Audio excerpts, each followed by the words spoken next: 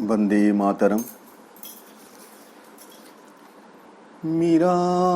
मीराम्बिकेति वाक् शुधायते हृदन्तरे शिरस्तु पादपीठिकां बिभर्तु सन्ततं परे शरीरतो गिराहृदा न तो हम्बिकां मुदा भजेतरां परात्परां त्रिलोकमातरं मीरा। नमो मात्रे जगन्मात्रे भगवत्यै नमो नमः। महाशक्त्यै महावक्त्यै महामूर्त्यै नमो नमः। नमः श्री अरविन्दाय नमो भगवते नमः। योगयोगी योगीन्द्राय त्रैलोक्यगुरवे नमः।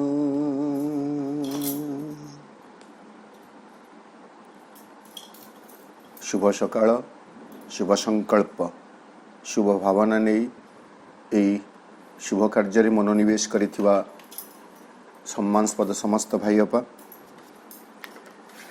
मां रचित ध्यान प्रार्थना चेतनार उत्तरण सकाशे एक सर्वोत्तम मार्ग, सर्वोत्तम सीढ़ी लेडर।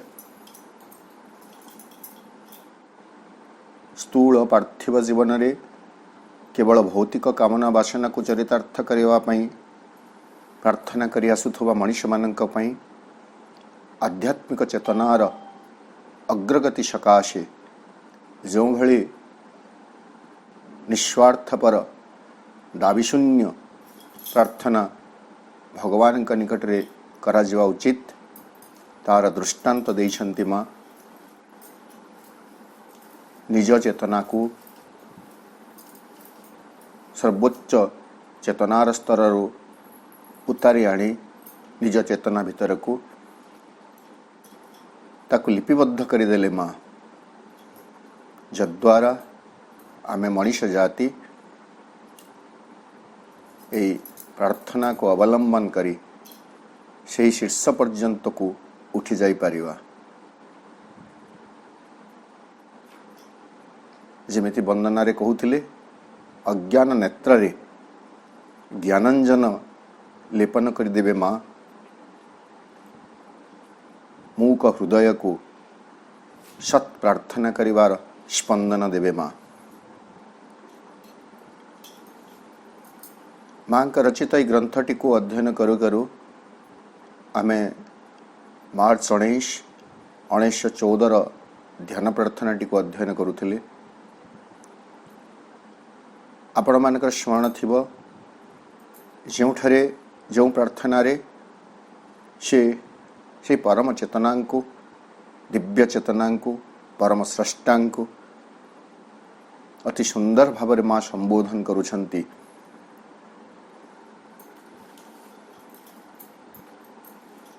प्रथमत कहउचंती से होचंती शाश्वत गुरु। शाश्वत शब्दर अर्थ आम समस्त को जना, थिले अछंती रहिवे। भूत वर्तमान भविष्यत ए त्रिकाल पाई जे सत्य होई रही थांते तांको आमे शाश्वत बोली कहू। तो सी सदा काल पाई सब बेल पाई आमर गुरु होई रही आछंती। से ही प्रकृत गुरु। गुरु संबंध रे जहाँ सब व्याख्या माँ करिछंती, प्रभु करिछंती तांकर भिन्न विभिन्न ग्रंथ मानकरे तार अध्ययन आमको ए गुरु शब्दटीर एवं गुरु व्यक्तित्वटीर यथार्थ धारणा निश्चित भाव दे पारिबो। पुणे कहउचंती भगवान होचंती से परम स्रष्टा होचंती अनाम। प्रकृत रे भगवान टी भी गोटे नाम नुह, भगवानटा भी गोटे नाम आम भगवान बोली कहू भगवान गोटे नाम नुह नाम केतेबेले आसी जाए ना आम जितेबेले राम कृष्ण जीशु अल्लाह कहू सेतेबेले भगवान नाम आसी जाए।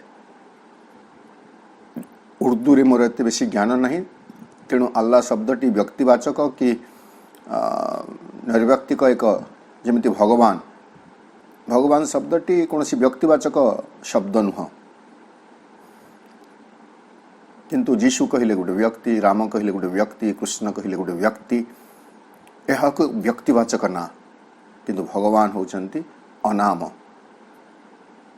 एवं सबुठु सहज कथा है स्वाभाविक कथा है जार नाम न थाए जार रूप न थाए तांको जेकोसी नाम दिया जाई परिबो तांको जेकोसी रूप दिया जाई परिबो एवं सेई नमनीयता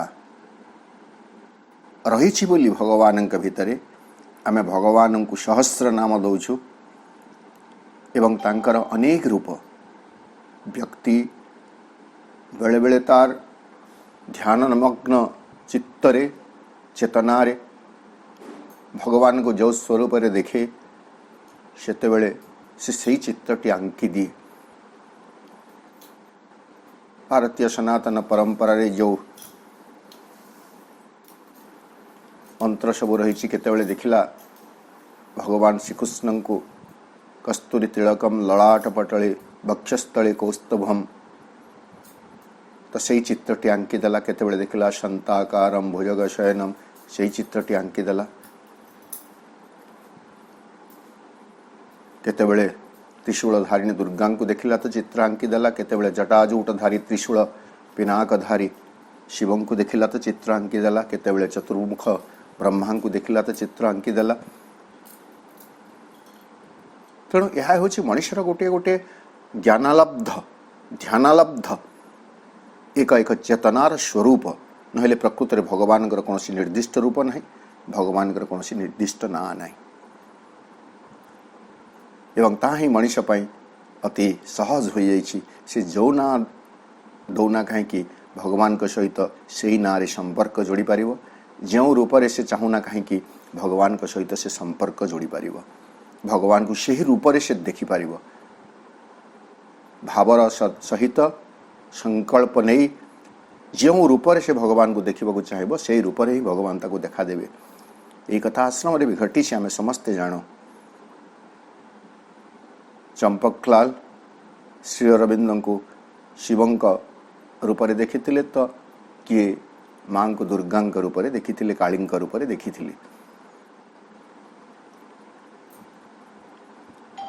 पुणी द्वितीय पदर जो कथा कहते जे सी होचंती अनवधारणीय तांको कौनसी प्रकार रे धारणा करी हुए नहीं जे भगवान एया भगवान से या भगवान एया करी पारंती भगवान से या करी पारंती एया करी पारिबे नहीं से या करी पारिबे नहीं एया खाइबे से या खाइबे नहीं आम पाखरे जो विभिन्न कथा अच्छी से सब धारणार ऊर्ध्वरे रही भगवान किंतु मनुष्यर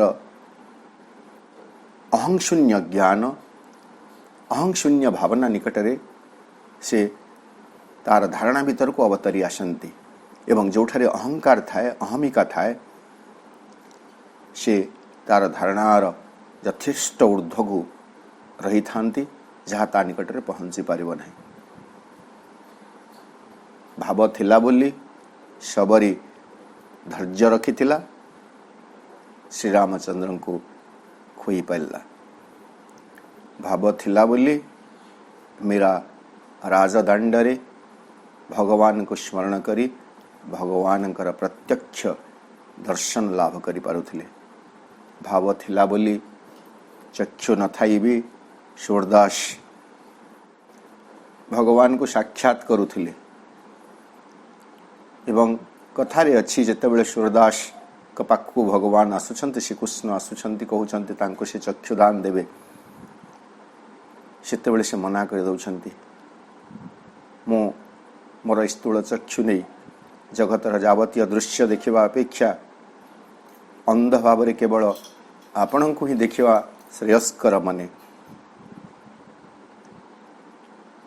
ଏଇଭଳି ଭାବ ପାଇଁ ଭଗବାନ କେବେ ବି ଦୂରରେ ରହନ୍ତି ନାହିଁ। ଆଉ ଯେଉଁଠାରେ ଅହଙ୍କାର ଅଛି, ଅହମିକା ଅଛି, ଔଦ୍ଧତ୍ୟ ଅଛି, ଦମ୍ଭ ଅଛି, ସେଠାରେ ଭଗବାନ ଦୂର ଦୂର ତକ ରହିଥାନ୍ତି। ତ ଏତିକି ଆମେ ଗତ ଥର ଅଧ୍ୟୟନ କରିଥିଲେ। ବର୍ତ୍ତମାନ ଏହି ପ୍ରାର୍ଥନାର ମୂଳ ଅଂଶଟିକୁ ଆଉ ଟିକେ ଆଗେଇ ନେବା। ହେ ଭଗବାନ, ସମସ୍ତଙ୍କ ବୁଦ୍ଧି ଆଲୋକିତ କର।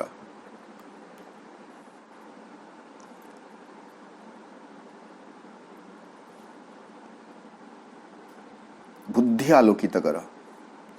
ମଣିଷ ପାଖରେ ଗୋଟେ ବୁଦ୍ଧି ଅଛି ଏବଂ ତାହା ପୁଣି ଗୋଟେ ରିଜନିଂ ମାଇଣ୍ଡ, ଗୋଟେ ଯୁକ୍ତିସଙ୍ଗତ ମନ, ଯେଉଁଠାରେ ସେ ଭଲ ମନ୍ଦ, ନ୍ୟାୟ ଅନ୍ୟାୟ, ଉଚିତ ଅନୁଚିତ ଏସବୁ କଥାର ବିଚାର କରିପାରିବ। କିନ୍ତୁ ଆଜି ମଧ୍ୟ ମଣିଷର ସେହି ବୁଦ୍ଧି ଅଜ୍ଞାନ ଆଚ୍ଛନ୍ନ ହୋଇ ରହିଛି।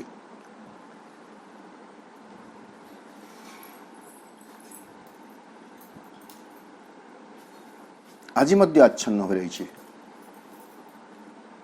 ଯେମିତି ଗୁରୁ ପ୍ରାର୍ଥନାରେ କୁହାଯାଏ, ଅଜ୍ଞାନତିମିରାନ୍ଧସ୍ୟ ଜ୍ଞାନାଞ୍ଜନ ଶଳାକୟା ଚକ୍ଷୁରୁନ୍ମିଳିତଂ ଯେନ ତସ୍ମୈ ଶ୍ରୀ ଗୁରବେ ନମଃ।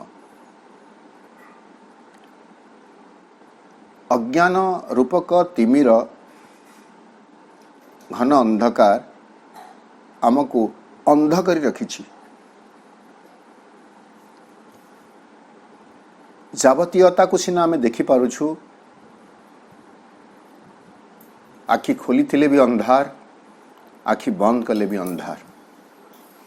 ଅନ୍ଧାର ବ୍ୟତିରେକେ ଆମକୁ ଆଉ କିଛି ଜଣାପଡ଼ୁନାହିଁ, ଅନୁଭବ ହେଉନାହିଁ, ଅନୁଭୂତିକୁ ଆସୁନାହିଁ। ଏହି ଅଜ୍ଞାନର ଅନ୍ଧକାର ହଟେଇ ଦେଇ ଯିଏ ଆମକୁ ଯଥାର୍ଥ ଆଲୋକ ପ୍ରଦାନ କରିବ, ଚକ୍ଷୁରୁନ୍ମିଳିତଂ ଯେନ, ଯିଏ ଆମର ଜ୍ଞାନଚକ୍ଷୁକୁ ଉନ୍ମିଳିତ କରିଦେବ, ଅନ୍ଧକାର ଚେତନାକୁ ଆଲୋକିତ କରିବ, ସିଏ ତ ହେଉଛନ୍ତି ମା।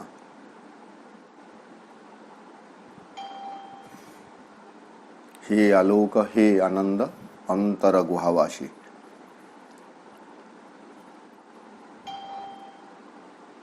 ସୁନ୍ଦର ଏକ ବନ୍ଦନା ରହିଛି। হে আলোক, হে আনন্দ অন্তর গুহাবাসী। ପରବର୍ତ୍ତୀ ପଦଟି ମନେ ପଡ଼ୁନାହିଁ। ଅଜ୍ଞାନ ତିମିର ନାଶୀ, ଆଲୋକିତ କର, ଏମିତି ଅଛି। ତ ପୁରା ଗାଢ଼ ଅନ୍ଧକାର ଭିତରେ ଡୁବି ରହିଥିବା ମଣିଷକୁ ଯଥାର୍ଥ ଆଲୋକ ଯିଏ ପ୍ରଦାନ କରିପାରନ୍ତି, ସିଏ ହେଉଛନ୍ତି ସେହି ଭଗବାନ, ପରମ ପ୍ରଭୁ, ଦିବ୍ୟ ଚେତନା, ପରମ ଚେତନା, ସ୍ରଷ୍ଟା ପୁରୁଷ, ଦ୍ରଷ୍ଟା ପୁରୁଷ।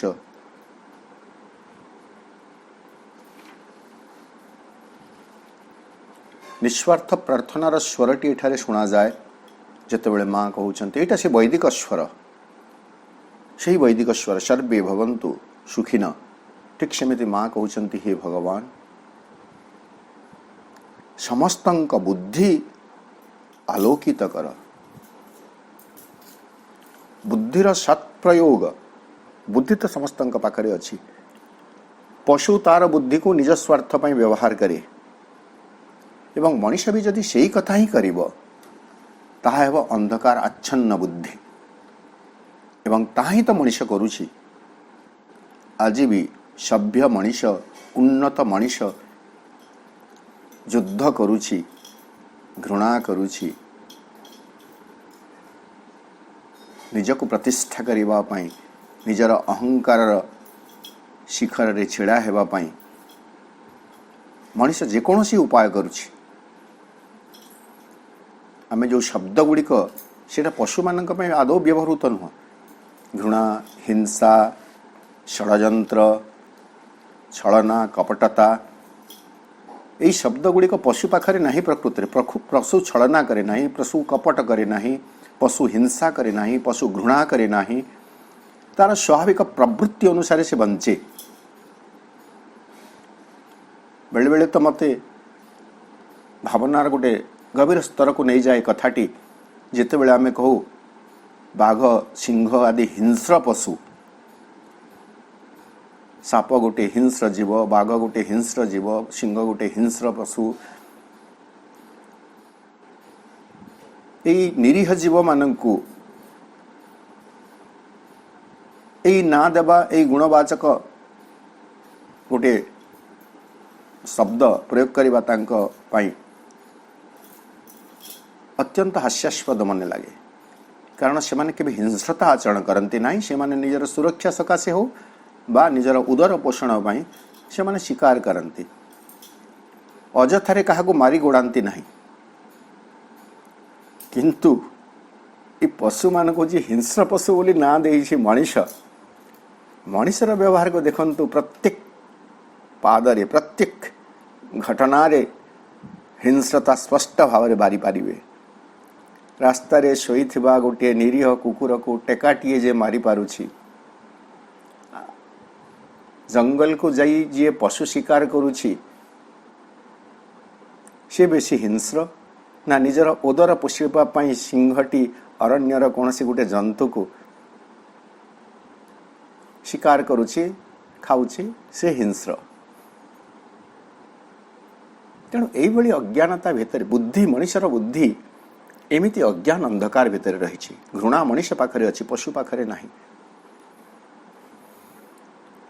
तो ये सबु गुड़ाक मनीष भितर वर्तमान प्रतिफलित होउछि तार व्यवहार रे, तार चालीचलन रे। तार एकमात्र कारण होउछि तार बुद्धि, जो बुद्धि सत साधना पाई विनियोग हेबा उचित, ताहा वर्तमान पर्यंत अज्ञान अंधकार रे आच्छन्न होई रही। जेते दिन पर्यंत बुद्धि शुद्ध हेब नाही, अंधकार रो मुक्त हेब नाही, सेतेबेल पर्यंत मनीष तार अभिष्ट लक्ष्य आड़ को जाई परिबो नाही। तेणु समग्र मनीष जाति पई एई प्रार्थनाटी करी माँ तांकर दिव्य जननीर स्वरूपटी को एठारे प्रतिपादित करुछंती। माँ माने जेमिति संतान मानकर सर्वविध मंगल पाई व्रत करती, उपवास करती, मंदिर को जाती, ठाकुर को मुंडिया मारती, ठाकुर ठारे गुहारी करती, निवेदन करती संतानर सर्वविध मंगल पाई।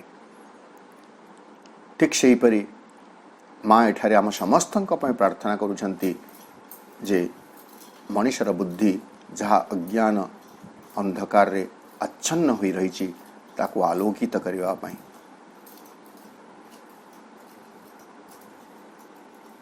एनलाइटन आवर इंटेलिजेंस, आमर बुद्धि को आलोकित कर। इल्यूमाइन आवर हार्ट्स, आम समस्तंकर हृदय को उद्भासित कर। उद्भाषण रे एक अनुभूति थाए, एक उपलब्धि थाए। आलोक आलोकित करे, उद्भाषण आमको जागृत करे, अनुभूति संपन्न करे।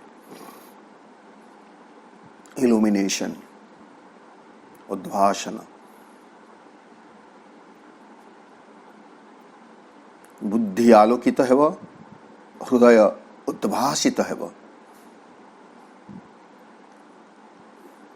मनुष्यर हृदयटी होची एक प्रतीकात्मक सत्ता, प्रतीकात्मक अंग।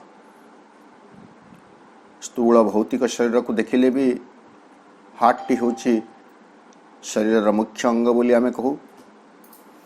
हृदयटी सचल थिबा पर्यंत मनुष्यटी बंची रही। हृदय अचल हेले सबु अंग प्रत्यंग अकामी हो जाउछि, मनुष्य मृत्यु लाभ करुछि, जड़ पालटि जाउछि।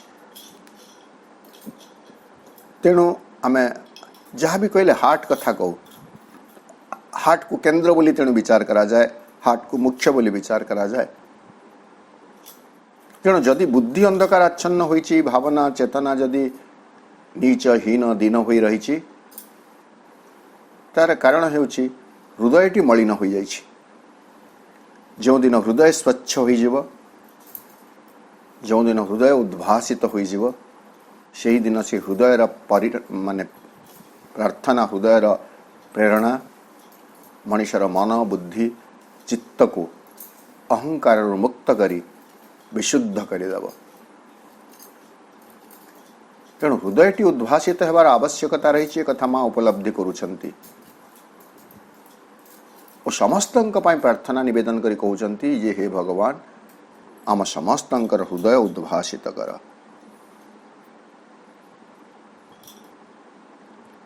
हृदय उद्भासित होबार निहाती आवश्यक अछि।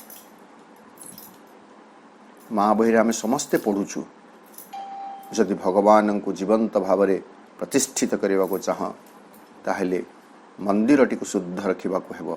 एवं यही जगार जो मंदिर कथा प्रभु कहते से मंदिरटी हूँ हृदय मंदिर, हृदय सिंहासन, हृदय मंदिर बोली कहा जाए। हृदय को एक मंदिर भाव में ग्रहण करा जाइछि, जो हृदयर अंतरतम गुहा भितर भगवान विराजित अछंती।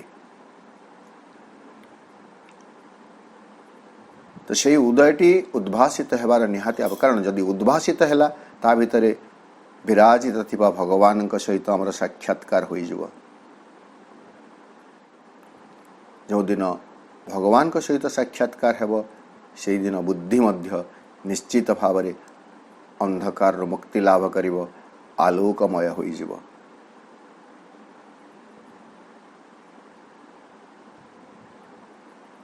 बुद्धि को आलोकित कर, हृदय को उद्भासित कर। तृतीय प्रार्थना जोटा माँ आम करुछंती ताहा हेउछि ट्रांसफिगर आवर कॉन्शियसनेस। आम समस्तंक चेतना को रूपांतरित कर। आउ एक बड़ कथा,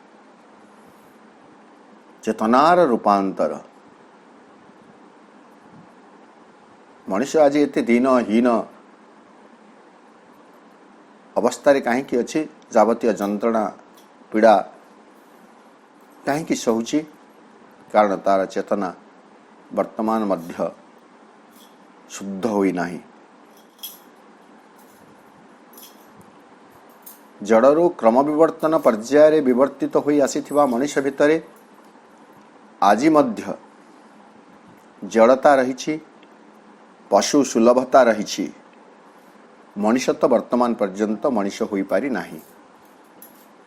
मनुष्य हेबाकु भी आहुरी दीर्घ पथ बाकी रही, किंतु से सबू को अतिक्रम करी अति मानवर अति मानसर पथ आमको जी देखे दौरान सी हेले माँ और श्री अरविंद। एक प्रशस्त राजमार्ग जिते बेले आम माँ और श्री अरविंद सहित जीवन बंचुछु, आम पाई अति मानसर मार्ग प्रशस्त हो जाउछि,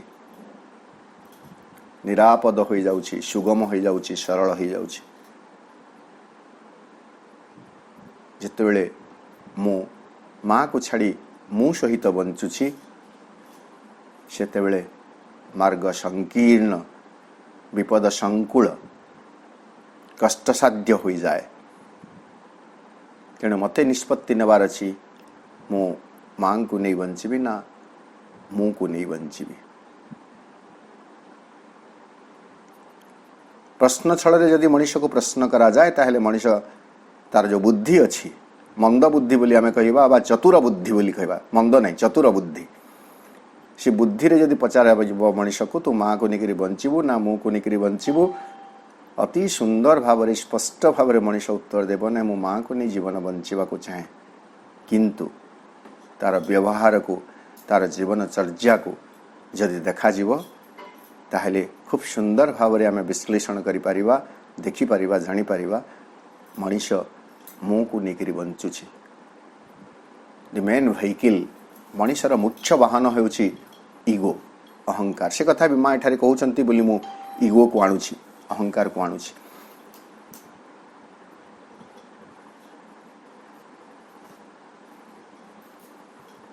चेतना रूपांतर आवश्यकता रही।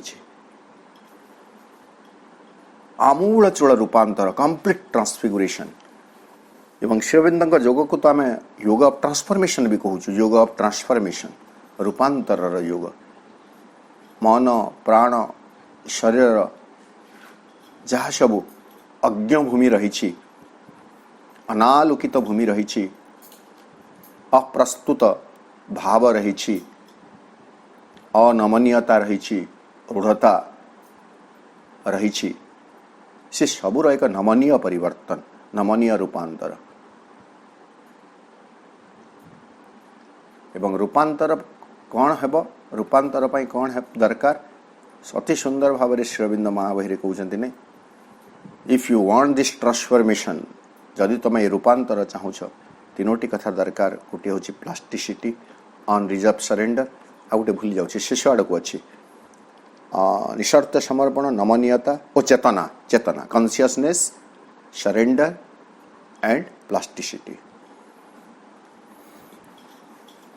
ये तीनोटी गुण जदि आम भितर आम जाग्रत कर अच्छी किंतु ताको जाग्रत करार आवश्यकता अच्छी कौन सीटा आम भितर नाही बोली आम कहीपर ना जी परम स्रष्टा जी आमको जहाँ हेबाई चाहिए ताहापी जहाँ सब आवश्यक से सब आमको देइछंती किंतु ताकू सबू को आम एक्टिवेट करि ना सक्रिय करि ना आपण मान को उदाहरण दि जापर जो एंड्रॉइड सेट गुड़ाक आम धरीचु मोबाइल सेट आम धरीचु आम जानवे जे या भितर अनेक आप्स रही किंतु आज पर्यंत आम केवल व्हाट्सएप फ्री कॉन्फ्रेंस खोलिबा व्यतिरेके आउ विशेष किसी कथा विषय अवगत हो पारि ना हमको जना नहीं किंतु आहरी बहुत कथा गुड़ाक भितर रही ठीक सेमिति आम भितर असंख्य संभावना मानवरु अति मानव हेवा पाई जहाँ सबू दरकार ईश्वरंकर संतान ईश्वर भली हेब सेथिपाई जहाँ सबू दरकार से सबू से आम भितरे खंजी करी रखिछंती ए कथा को सर्वप्रथम विश्वास करने को हेब जे everything is there with in me मो भितर सबु किछि अछि किंतु वर्तमान पर्यंत मो ताको आविष्कार करि पारि नाही विकसित करि पारि नाही एथि सकाशे मोर चेतना को विस्तृत करने को हेब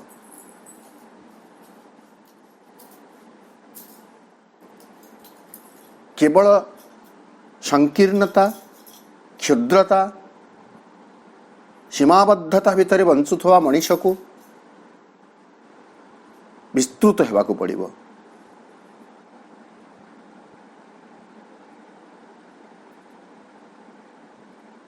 जीवन बंचार अर्थ केवल खाई पी धन जन मान अर्जन करी बंची जीवा यह यथार्थ नुह अनेक एमती व्यक्ति अच्छा जो मैंने कहती एवं तांकर सुनाम सुजस भी रही जो मैंने कौन सी किसी लिप्त रहती ना जीवन टी से कलंक शून्य भाव में बंची जाती निष्कलंक जीवनटीए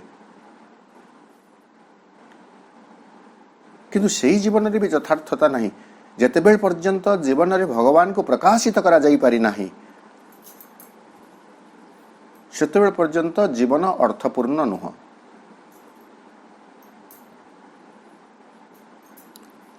पुणी एक महनीय जीवन आवश्यकता रही तो जीवन यथार्थ लक्ष्य होची भगवान को प्रकाशित करवा अंतस्थ भगवान को प्रकाशित करवा यह केतेबेले संभव हेबो नहीं जेतेबेले मनुष्यर चेतना प्रशस्त हेबो विस्तृत हेबो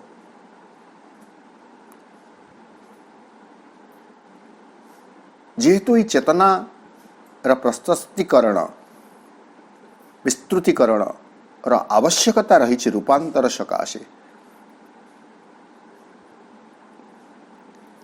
तेणुक माँ प्रार्थना करुछंती जे चेतना को रूपांतर कर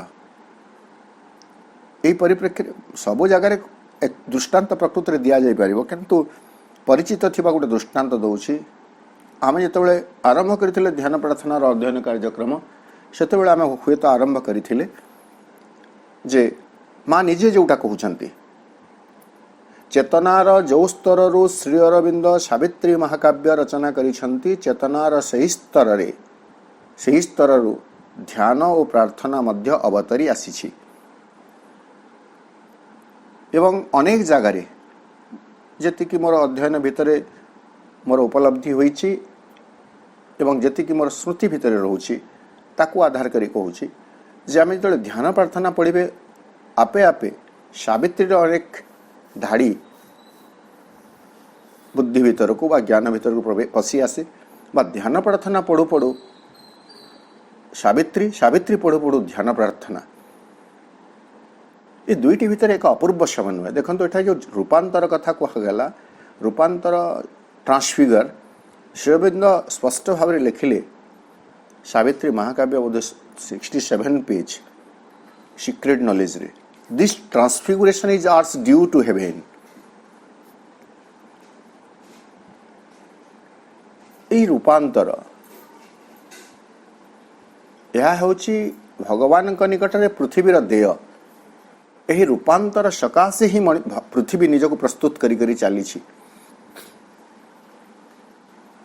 एवं आज पर्यंत नूतन संभावना उन्नत संभावना थिबा पर्यायक्रमे पर्यायानुसारे पूर्वापेक्षा आउ एक उन्नत कथा आउ एक उन्नत कथा आउ एक उन्नत जीव सृष्टि करी करी करी करी मनीष आज पृथ्वी आज मनीष निकट में पहुंची एवं जेतेबेले मनीषटी को से जन्म दौची धरित्री माता ए पृथ्वीटी आर्थ कन्सियसनेस पार्थिव चेतना पृथ्वीर चेतना जो मनीष को सृष्टि करुची सेतेबेले मनीष को देखि भगवान संतुष्ट होउछंती एवं पृथ्वी को बेसी परिश्रम नुह वर्तमान मनीष को आग को आनी मनीष को यह कार्य को त्वरान्वित करने हुए तो भगवान निर्देश दौरान तेणु श्रीअरविंद ग्रंथादि पढ़िले आम देखिए सेठा स्पष्ट लिखा जाए विवर्तन प्रक्रिया रे मनीष पर्यंत सृष्टि करवा यह थिला पृथ्वीर स्वकीय प्रयास निज उद्यम से मनीष पर्यंत आनीगला बर्तमान मनीष आसीगला परे से ही मनीष वर्तमान भगवान दिव्य योजना को सफल करने प्रयास आरंभ करिवो प्रकृतिर विशेष भूमिका नहीं पृथ्वी जोड़ा जो प्रकृतिर नेचर आ बड़ किसी भूमिका नहीं नेचर केवल भूमिका रहा जिते जिते बड़े आम अबाट को जीवे से से तार कौन कहे आम तागिद बा स्नेह जहाँ भी हो से बल रे पुणी थे मनीष को रास्ता को आणुव ना प्रकृत कार्यटी वर्तमान मनीष कर भगवान दिव्य योजनार एक सफल Rupayan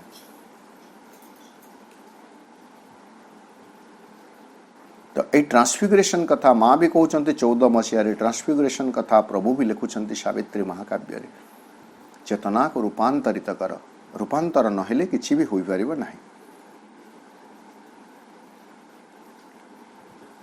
May everyone awaken to the true life, flee from egoism and its train of sorrow and anguish, and take refuge in thy divine and pure love, source of all peace and all happiness.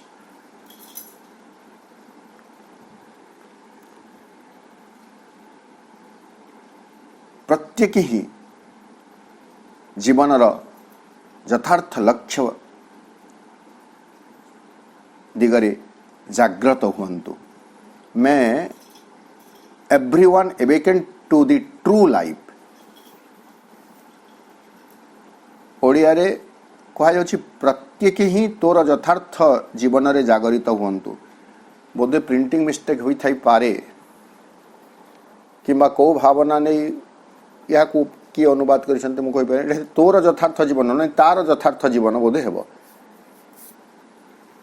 प्रत्येक ही तार यथार्थ जीवन रे जागरित हुअन्तु मैं everyone awaken to the true life ए true शब्दटी माँ श्रीअरविंद लेखा गुड़िक एक गुरुत्व अर्थ वहन करे जो जगह ट्रू लगी जाए सेतेबेले सचेतन मनीष बुझीज जे वर्तमान पर्यंत ए ट्रूटी को से यथार्थ भाव निज जीवन भितर विकसित करि पारि नाही, प्रकटित करि पारि नाही, बा ट्रूटी को नहीं यथार्थ रे बंची पारु नाही। True devotion, true surrender, true भक्ति, ट्रू एटीट्यूड नहीं, यथार्थ मनोभाव, यथार्थ समर्पण, ये यथार्थता का मनीष पाई वर्तमान पर्यंत संभव हो पारि नाही। वी आर लिविंग आमे समस्ते बंचुछु एवं बंचवाई जहाँ सब मौलिक कथा आवश्यक से सब आम पाखे अच्छी, समस्त मनीषों पाखे केमिसी कौन ना कौन प्रकार जुटी जाउछि, खाद्य दरकार जुटी जाउछि। मु भात लंका प्याज खाइली तो किए बहुविध अन्न व्यंजन खाइला, तो रास्ता कड़े थिबा व्यक्तिटी रास्ता कड़ को अवशिष्ट खाद्य जोटा आम बड़का खाद्य फिंगी दौचु ताको साउटी कर खाइला, खाऊछि, खाइबार असुविधा किछि नाही, पिंधिबार असुविधा नाही, कि छिंडा पिंधिला कि लुआ पिंधिला से भी असुविधा नाही। तो बंचिबा जोटा कहूँ आम जीवनटी बंचुछु, किंतु वर्तमान आम जदि प्रत्येक निजको प्रश्न करिबा जे am I living a true life, what is the nature of the true life, यथार्थ जीवनर अर्थ कौन हो पारे, जीवनटी जो सकाशे उद्दिष्ट होईछि सही सकाशे बंचिबा हेउछि यथार्थ जीवन बंचिबा। प्रत्येक वस्तु हुआ जाओ उद्भावित वस्तु आम नित्य व्यवहृत करुवा वस्तु तापाई गोटे यथार्थ काम रही, आम घरे पनकी अच्छी काटिबा होछि तार यथार्थ काम, पानिया अच्छी कुंडई हेबा मुंड कुंडई हेबा केश विन्यास करबा होछि तार यथार्थ काम।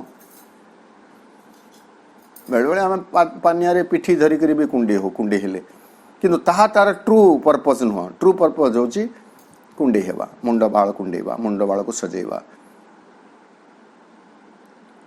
पनकी रे परिबा कटा जाए ताहाला तार ट्रू पर्पज, ताकू आमे आउ भी अन्य प्रकार व्यवहार करू, किंतु जतबेले अन्य प्रकार व्यवहार करू सेतबेले तार सामर्थ्य तार पोटेंशियलिटी धीरे धीरे अलग है जा पड़ता से काठ हाणवे, काठ हाणु हाणु कौन हेबो तार दाढ़ कमिज, परिबा काटिले विशेष भाव में दाढ़ कटिबो नहीं। तो ट्रू कथा होची सबुथर गोटे ट्रू अच्छी, तो मनुष्यर ट्रू लाइफ कौन, what is the true life, यथार्थ जीवन कहले कौन, आमको बेसी बाट खोजा जीवाक पड़ो ना, आम पाई सूत्र अच्छी, वार्ता अच्छी,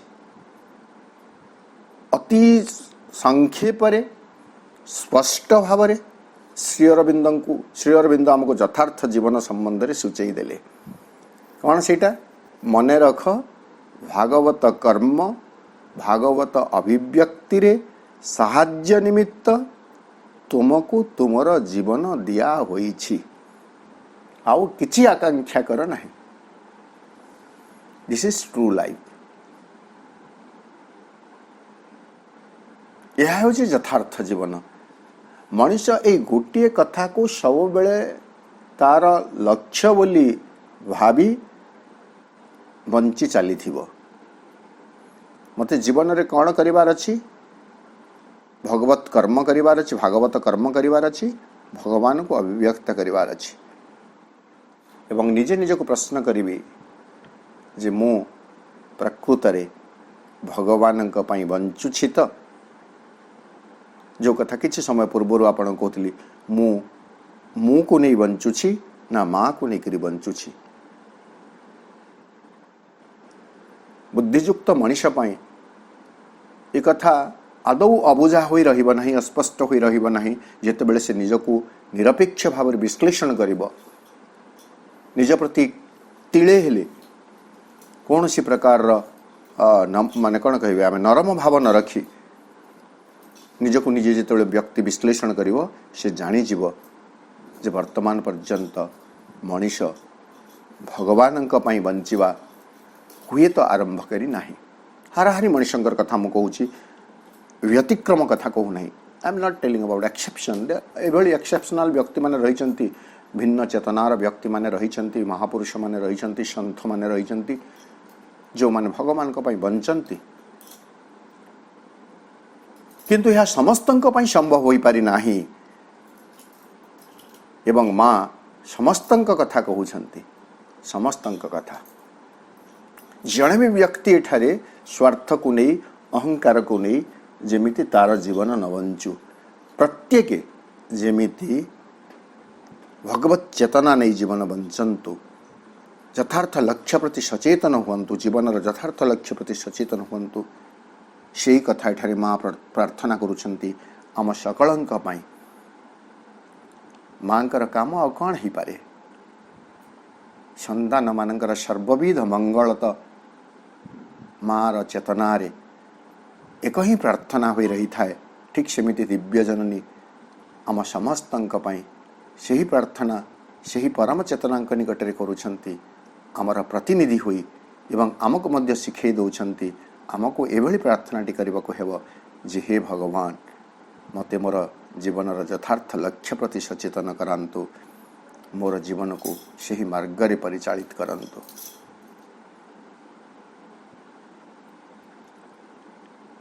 कमा लगी वाक्यटी आहुरी अनेक तत्वर कथा रही। आमे ताको अध्ययन करिबा परवर्ती अधिवेशन रे। आज पई हमर अध्ययन को आमे एठी रखिबा। कार्यक्रम रे योगदान करिथिबा समस्त भाई अपा मानकु मोर सश्रद्धा प्रणाम एवं कृतज्ञता ज्ञापन करुछि, धन्यवाद ज्ञापन करुछि। माँ के निकट रे, प्रभु के निकट रे कृतज्ञता ज्ञापन करी रहुछि। वंदे मातरम।